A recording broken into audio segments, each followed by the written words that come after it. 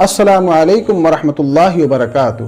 دوستوں، بہت سی رکاوٹیں ایسی ہیں جن کی وجہ سے دو بھائیوں، دو دوستوں، دو رشتہ داروں کے درمیان کی دشمنی 1-2 برس، کئی سال اور کبھی کبھی تو ساری عمر جاری رہتی ہے۔ حالانکہ ان مشکلات کا، ان رکاوٹوں کا آسان ترین حل یہ ہے کہ ایک بھائی، ایک دوست دوسرے سے کہہ دے کہ غلطی میری تھی، میں معذرت کرتا ہوں۔ دوستوں، نفرت کی چنگاریاں بجھانے میں ذرا جلدی کیجیے، قبل اس کے کہ وہ چنگاریاں شعلہ بن کر سب کچھ جلا کر خاک کر دیں۔ قصور میرا تھا، مجھے افسوس ہے، آپ کا دل صاف تھا۔ جس دن ہم تواضع اور انکساری کا مظاہرہ کرتے ہوئے یہ الفاظ لوگوں سے کہنا سیکھ جائیں، اس دن سوچیں زندگی کتنی خوشگوار، کتنی خوبصورت اور کتنی آسان ہو جائے۔ دو صحابہ کرام حضرت ابو ذر غفاری رضی اللہ تعالی عنہ اور حضرت بلال رضی اللہ عنہ کے درمیان کسی بات پر جھگڑا ہو گیا۔ حضرت ابو ذر نے حضرت بلال کو ابن السودا یعنی کالی کلوٹی عورت کا بیٹا کہہ دیا۔ حضرت بلال کو بہت تکلیف ہوئی۔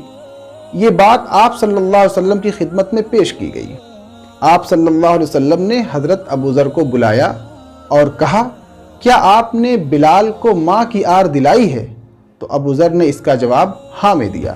آپ صلی اللہ علیہ وسلم نے کہا کہ آپ کے اندر جاہلیت ہے۔ حضرت ابو ذر رونے لگے۔ بڑے ہی عابد، بڑے ہی متقی، بہت ہی نیک صحابی تھے۔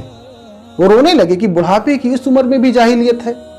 یہ سن کر وہ آپ صلی اللہ علیہ وسلم کے پاس سے اٹھے اور حضرت بلال کے پاس روتے ہوئے آئے اور ان سے معافی مانگنے لگے اور ان کے قدموں کے پاس بیٹھ گئے اور اپنا رخسار، اپنا گال ننگی زمین پر رکھ دیا اور کہنے لگے کہ بلال، آپ اپنا پیر میرے گال پر رکھ دیجئے۔ نبی اکرم صلی اللہ علیہ وسلم کی تربیت کے سبب صحابہ کرام کا یہی مزاج تھا۔ وہ نفرت کی چنگاریوں کو بڑھنے نہیں دیتے تھے۔ اگر کبھی ان کی وجہ سے کسی کا دل دکھ جاتا تو وہ معافی مانگنے میں دیر نہیں کرتے تھے۔ ایک وہ تھے اور ایک ہم ہیں۔ ہم دن میں 10 مرتبہ لوگوں کا دل توڑتے ہیں۔ ہم کتنی ہی بار لوگوں کے جذبات کو چھلنی کر دیتے ہیں، لیکن معاف کر دیجئے جیسا ایک عدد لفظ ہماری زبان پر نہیں آتا۔ ہمیں شرم محسوس ہوتی ہے۔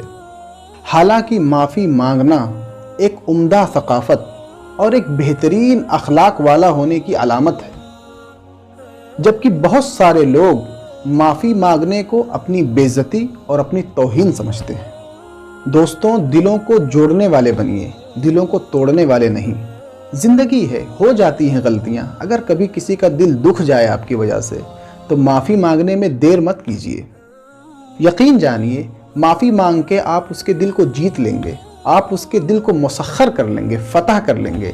وہ آپ سے محبت کرنے لگے گا، آپ کی عزت کرنے لگے گا۔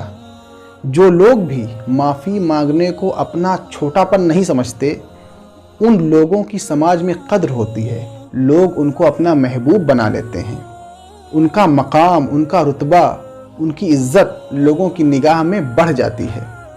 دراصل معافی مانگنا یہ بڑکپن کی علامت ہے، اس لیے بڑے بنیے۔